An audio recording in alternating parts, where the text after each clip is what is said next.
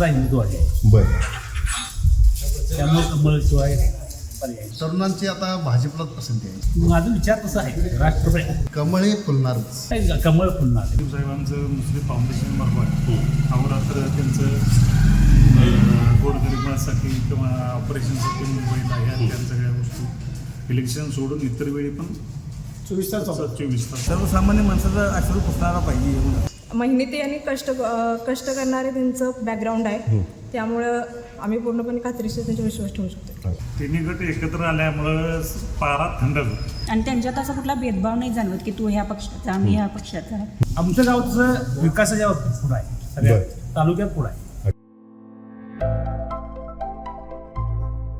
सध्या आपण सिद्धनेरली गावामध्ये आहोत आणि सिद्धनेरली गावामध्ये नेमकं जिल्हा परिषदेच्या आणि पंचायत समितीच्या निवडणुकीच्या माध्यमातून मतदारांच्या मनामध्ये नेमकं काय चाललंय, मतदारांचा कौल नेमका कोणाच्या बाजूला आहे, कोणत्या मुद्द्यांवरती या ठिकाणच्या निवडणुका पार पडणार याकडे साऱ्यांचंच लक्ष लागलेलं आहे. कागलमधील एक लक्षवेधी लढत या भागामध्ये आपल्याला पाहायला मिळणार आहे. चला आपण थेट ग्राउंडवरून या मतदारांची मतं जाणून घेऊया. आता काय झालंय, 3 गट एकत्र आल्यामुळं सरळ चित्र आहे, औपचारिकता फक्त आहे. कशाची औपचारिकता राहील, निकालाची फक्त औपचारिकता. परंतु विरोधक तर म्हणतात की यावेळेस विरोधक आता कोण आहे, संजय मंडलिक दादा आहे, तिने बी आता दुसऱ्याला पाठिंबा दिला आहे. कुणाला पाठिंबा दिला? मार्क्सवादी कम्युनिस्ट पक्ष CPI. त्याच्यामुळे त्यांची ताकद वाढली असं नाही म्हणतात नाही की. नाही, ताकद काय होत नाही. आपली ताकद कमी आहे म्हणतात तिने दिला पाठिंबा. ताकद असते ते वाढली दिला असं नाही, आपला उमेदवार दिला असता. अच्छा, यावेळेस की नाही कुठले मुद्दे एक नाही चर्चेत राहतील असं वाटतं इलेक्शन मध्ये? काही मुद्दाच नाही आता. गावचे सगळे प्रश्न सुटलेत असं म्हणायचं गावचे तुम्हाला? प्रश्न 3 गट एकत्र आला तर आता गावचा प्रश्न राहिलाच नाही. आमचं गावचं विकासाच्या बाबतीत पुढं आहे, सगळ्या बरं. तालुक्यात पुढं आहे. अच्छा, यावेळेस लाडक्या बहिणींचा मुद्दा, लाडक्या बहिणी कोणाच्या बाजून राहतील? का सरळ कमळच्या बाजूला, राष्ट्रवादी आणि कमळ. पण विरोधक असं म्हणतात की 1500 रुपये मध्ये घर सुद्धा चालत नाही. उगीच निवडणुकीच्या अहो, तेवढा तोंडावर तरी आधार आहे ना, निवडणुकीच्या तोंडावर फक्त तेवढा तरी आधार आहे त्यांना. 1500 काय होणार? 1500 काय होत नाही, पण दिला ना तेवढं तरी आधार आहे. अच्छा, यावेळेस महिला राज काय म्हणते मग इकडचं? काय कमळ फुलणार आहे, कमळ फुलणार. राष्ट्रवादी. तुम्ही ज्यावेळेस मत द्यायला जाशील त्यावेळेस तुमच्या मनात काय विचार असणार की कुठल्या मुद्द्यावरती मत देणार आहे तुम्ही? मी तसा हिंदू आहे, बर. त्यामुळे कमळशिवाय पर्याय नाही. असं का वाटतं की हिंदुत्ववादी फक्त कमळसाठीच राहतील असं का वाटतं? अरे असं नाही, पण माझा विचार तसा आहे, राष्ट्रपती. राष्ट्रपती. राष्ट्रपती गेल्या काही दिवसांपासून जिल्ह्यामध्ये थंडी वाढली पण राजकारणाचा पारा मात्र चांगलाच वाढलाय. तुमच्या इकडे गावात काय राजकारणाचा पारा थंड आहे का गरम आहे? तिन्ही गट एकत्र आल्यामुळं पारा थंड झाला. तिन्ही गट एकत्र आल्यामुळं पारा थंड म्हणजे कसं, म्हणजे काय आम्ही कसं घ्यायचं ते? पारा गरम करावी. हा, तेच घ्यायचं म्हणजे काय म्हणायचंय तुम्हाला? अजित पवारांचं राष्ट्रवादीचा गट, भाजपचं गट एकत्र आल्यामुळं ते इलेक्शन त्याची एकतर्फीच होणार. परंतु जे राजकीय विरोधक आहेत ते म्हणतात की ही लढत जी आहे ते अतिशय तुल्यबळ होणार, एकदम घासून होणार. नाही, तसं काही होणार नाही. कारण ह्या 3 जणांचं तिन्ही गट तालुक्यात जवळजवळ 80% पेक्षा जास्त आहे. कुठले 3 गट? समरजित राजे, संजय बाबा गाडगे आणि विद्यमान मंत्री असल मुसळे. असं आहे का की नाही हे तिन्ही गट जरी एकत्रित आले असले तर यांचा गावशी संपर्क विकासासाठी असतोय की निवडणुकीच्या काळात फक्त राहतात? नाही, कायम लोकांच्या संपर्कात राजे शाहू कारखान्याच्या माध्यमातून कायम ऊस विकास योजना किंवा बाकीचे इतर कार्यक्रम त्यांचं शाहू ग्रुप आहे त्यांच्यामार्फत सामाजिक उपक्रम, संजय गडगेंचं अन्नपूर्णा कारखाना, त्यांचा ITI आहे, परत त्यांचे पण काही सामाजिक उपक्रम असतात. आणि मुस्लिम साहेबांचं मुस्लिम फाउंडेशन मार्फत अहोरात्र त्यांचं गोरगरिबांसाठी किंवा ऑपरेशनसाठी मुंबईला ह्या त्या सगळ्या गोष्टी इलेक्शन सोडून इतर वेळी पण 24 तास गावचा विकास झालाय का? झालाय. कुठले प्रश्न राहिलेत? प्रश्न काय तसं कायम राहणारच असतात, परंतु आता गावात पूर्वी रस्ते नव्हते, रस्ते झाले. केंद्राची पेयजलची योजना आता लवकरच करण्यात आली, त्यामुळे गावाला 100% शुद्ध पाणी मिळणार. 7 तारखेचा निकाल काय असेल? 7 निकाल काय हे तिन्ही गटांचे 18 उमेदवार विजयी होणार. अरे बापरे, 18च्या 18 सांगितले. दादा तुम्ही तरुण आहात, एक नेहमीच प्रत्येक निवडणुकीमध्ये तरुणांचा एक वेगळा फॅक्टर नेहमीच गेम चेंजर राहिलेला आहे. यावेळेस तुमच्या गावातलं जे तरुणांचं मतदान आहे कसं बघताय तुम्ही या सगळ्या गोष्टींकडे? तरुण मतदार हा भाजपचा आता वारा आहे. अच्छा, भाजप कमळ सोडून आपली महायुतीच पण का महायुती का महाविकास आघाडी पण आहे ना तेवढ्याच ताकदीनं?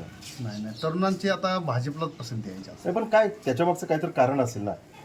नाही चांगला चाललेला कारभार आहे, बर अतिशय विकास चांगला चालला. बर, मग इथं गावातलं काय वातावरण आहे? गावात वातावरण एक नंबर आहे. कुणाच्या बाजूने एक नंबर आहे? गावात भाजपच्या बाजूनं. अच्छा, तुम्हाला असं वाटतं काय की नाही काही असे मुद्दे आहेत की तरुणांसाठी क्रीडांगणं व्हायला पाहिजे किंवा हॉस्पिटलची सुविधा व्यवस्थित व्हायला पाहिजे किंवा अजून काही किरकोळ प्रश्न असतील तर ते सुद्धा एक नाही उद्या जे कोणी निवडून येतील त्यांनी ते प्रश्न मिटवायला पाहिजे? आता तसं काही राहिलेलंच नाही.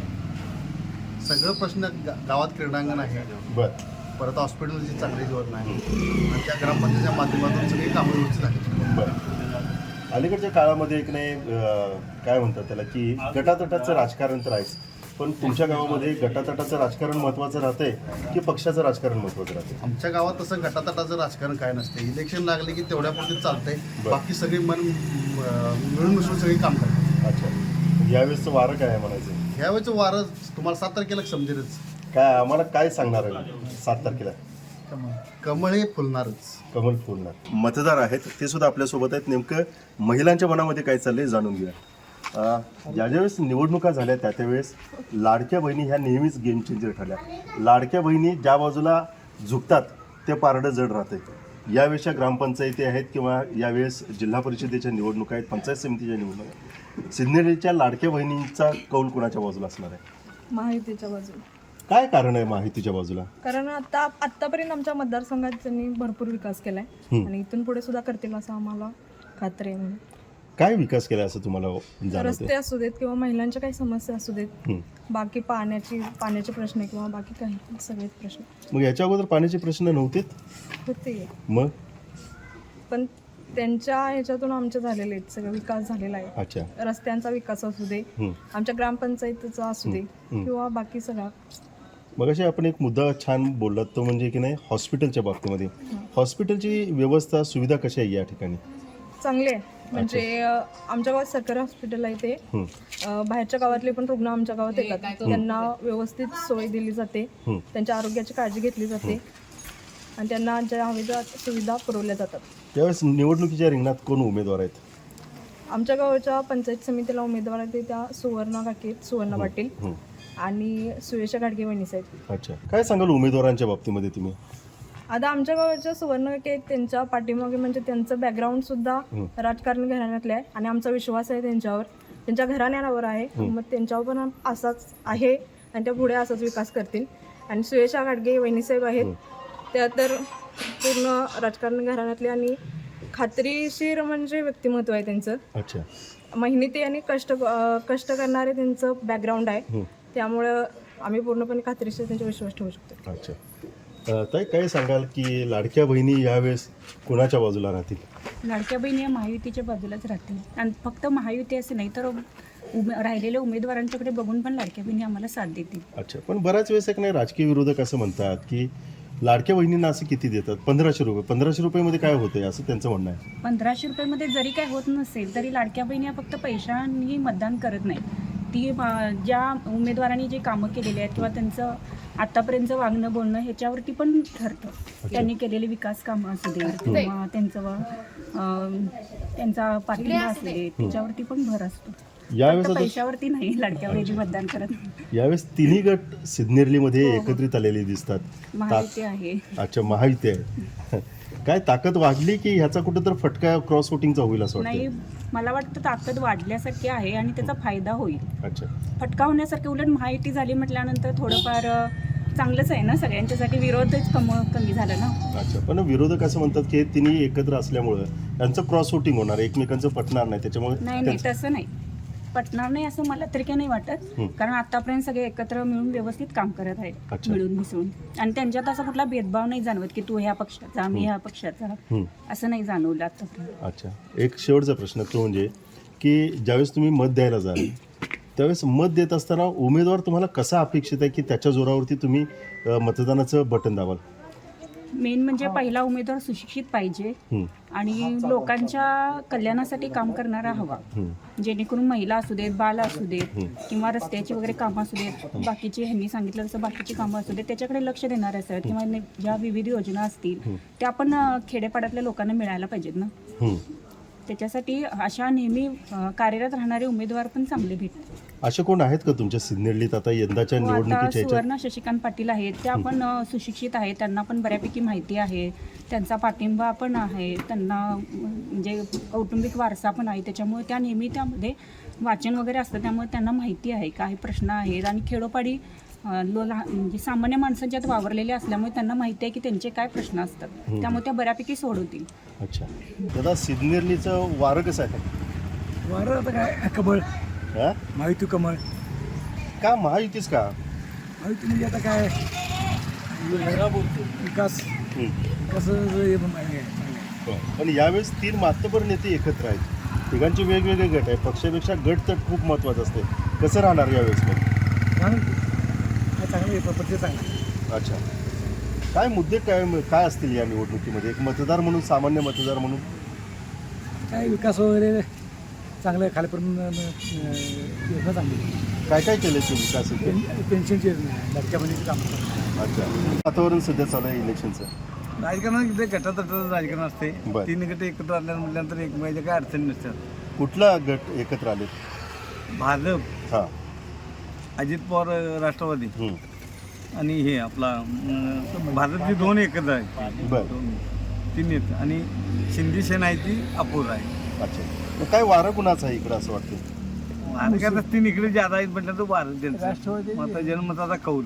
अच्छा. आपण हे जेथे ते बेताव जेथे ते सांगणार. अच्छा, पण गावचा विकास वगैरे झालाय का? गावचा विकास सगळी नीट केला, ती बी आहे ती विकासाला सगळी जिथे आता सत्ता असतो तिथेच पारदे असतो. अच्छा, मग आता ही तिघंजण जे की नाही निवडणुकीच्या ह्याच्यात आहे, काय स्थानिक प्रश्न आहेत ते सोडवतील असं वाटते का तुम्हाला? आता ज्याच्या त्या दर तरचा प्रश्न आहे आता सोडून आता म्हणतात भाषणात सोडून मोठं इलेक्शनच्या झाल्यानंतर सत्तेसाठी काय पाहिजे ते वाटणार होऊन गेलं. अच्छा, आता वातावरण म्हणजे हे बाबा गटातनं कोण आहे पुढे आता? त्यांच्या सुनबाई. अच्छा, आणि भाजपकडनं? भाजपमधूनच त्यांच्या सुनबाई. भाजपकडनंच ते 2 सीटा भाजपला मिळाल्या. बरं. त्यांना हे मतदारसंघ गेलेला आहे, जिल्हा परिषदला मतदार सिद्धेने जिल्हा. अच्छा, काय प्रश्न सुटलेच वाटते का सिन्नरलीतले? काय तर अजून काय कामं व्हायचे? कामं भरपूर झाले. भरपूर झाले. माध्यमातलं किंवा सगळ्या कार्यालयाचं माध्यम आहेत, लोकांची म्हणजे कामं भरपूर आहेत. कसा एक लोकप्रतिनिधी असायला पाहिजे असं वाटतं तुम्हाला? सर्वसामान्य माणसाचा अश्रू पुसणारा पाहिजे एवढं. अच्छा, गावामध्ये फिरत असताना वेगवेगळ्या पद्धतीचे मुद्दे लक्षात येतात. काय वाटते तुम्हाला सध्याच्या इलेक्शनचं वारं? तरी आता 3 गट एकत्र असल्यामुळे भाजप आणि राष्ट्रवादीचे सगळे 11 उमेदवार निवडून येतील. पण निवडणुकीच्या अगोदर हे 2 राजे आणि समरली लडके ज्यावेळी विरोधक होते आणि त्यावेळी राजेसाहेबांनी एक मुद्दा उपस्थित केला होता की कागलमध्ये मल्टी स्पेशालिटी हॉस्पिटल उभा करेल. बरोबर. त्याची पूर्तता आता ते करतील असं आम्हाला सगळ्यांना आशा आहे. पण ते करतील. त्याशिवाय कागलमध्ये 5 कारखाने आहेत, 5 पैकी 3 कारखान्याचे चेअरमन आता एकत्र आहेत. त्यामुळं जिल्ह्यात जसं ते म्हणतात की राज्यात आम्हाला 1 नंबरनं हे मिळेल, लीड मिळेल, तसा दरसुद्धा ते 1 नंबरनं काढतील अशी सर्वसामान्यांना अपेक्षा आहे आणि त्या पद्धतीनं मतदान करतील आणि यांना निवडून देतील. पण त्यांनी ते शब्द पाळले पाहिजेत, दोन्ही पण शब्द. महत्वाची गोष्ट म्हणजे की नाही, तिन्ही गट एकत्रित आलेले आहेत. क्रॉस वोटिंग होईल काय यावेळेस? क्रॉस वोटिंग 2-5% एवढंच, असं काय लक्षात घेण्यासारखं किंवा एवढं होणार नाही. अच्छा, ह्यावेळेस की नाही निवडणुकीमध्ये कुठले मुद्दे चर्चेमध्ये राहतील? तुम्ही बराच अभ्यास केलेला दिसतंय. ज्या पद्धतीने मल्टी स्पेशालिटी हॉस्पिटल किंवा ऊस दराचा प्रश्न, 3 कारखान्याचे चेअरमन एकत्र हा आम्हाला सगळ्यात जास्त मतदान मिळावं अशी त्यांची अपेक्षा आहे. तसं शेतकऱ्यांची पण अपेक्षा आहे की आम्हाला दर पण जास्त मिळावा. 3 एकत्र आल्यामुळेही चांगला निर्णय घेतील आणि भविष्यात चांगला ऊस दर देतील अशी अपेक्षा सर्वसामान्यांना आहे. कोण उमेदवार आहेत गावामध्ये? गावामध्ये आमच्या इथं आमदार तात्या म्हणून त्यांची एक सून आहे सुवर्णा पाटील म्हणून, आणि संजय बाबांच्या सूनबाई म्हणजे अंबरीश बाबांची मिसेस सुयशा गाडगे एक आहेत. आमच्या तिथलेली झेडपी आणि पंचायत समितीच्या 2 उमेदवार आहेत आणि साकेमधून दंडवते म्हणून आहेत. अच्छा, पण विरोधक म्हणतात की यावेळेस क्रॉस वोटिंग होईल, त्याचा फटका नाही, त्यांना बसेल आणि आम्हालाच यावेळेस वोटिंग चांगल्या पद्धतीने नाही, होईल. तसं ते म्हणतात म्हणजे ते दिवसा स्वप्न पाहत आहे, असातला प्रकार आहे. तसं काय होणार नाही. पण ते म्हणतात की ह्यावेळी अटीतटीची लढाई होणार आणि अटीतटीची कधी म्हणायची असती, ज्यावेळी 49-51 असे टक्केवारी असते त्यावेळी त्याला अटीतटीची म्हणायची. बरं इथं 95 आणि 5 असं होईल. 95 कुणाच्या बाजूला आहे? 95 विद्यमान 3 गट, अच्छा भाजप आणि राष्ट्रवादी, त्या बाजूला 95. अच्छा अच्छा.